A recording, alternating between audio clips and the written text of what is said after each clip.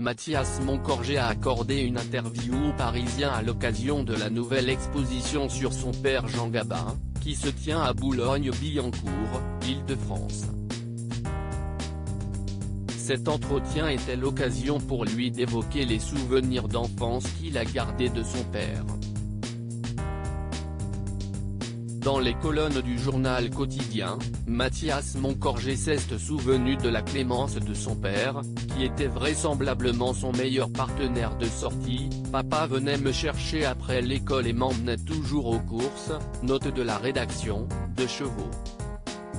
L'école c'était pas mon truc. Ça ne lui posait aucun problème. L'autorité c'était maman.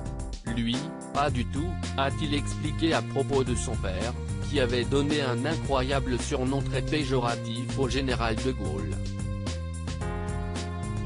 Mathias Moncorgé, on avait des projets ensemble. Il voulait qu'on achète un petit haras. À propos de son père Jean Gabin, désormais retraité d'une carrière d'éleveur de chevaux, Mathias Moncorgé est également revenu sur cette vocation, qui lui a été inculquée par son père. « J'ai fait le métier que papa attendait de moi. J'ai commencé à travailler dans le milieu des chevaux à 14 ans et demi. Lui avait quand même le certificat d'études, moi rien », a-t-il déclaré en prenant un air amusé.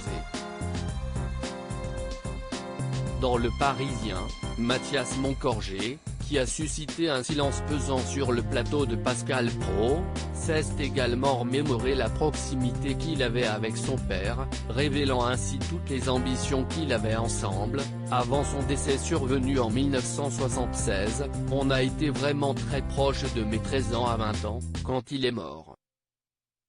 J'ai pris un coup de massue, on avait des projets ensemble. Il voulait qu'on achète un petit haras, s'est-il souvenu.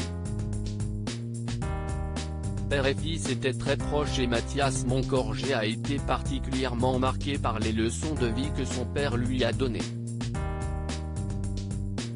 Il se souvient particulièrement d'une discussion qu'il avait eue avec son père, alors qu'il assistait à l'une des courses de chevaux qu'il affectionnait tant. Il avait un profond respect pour les ouvriers.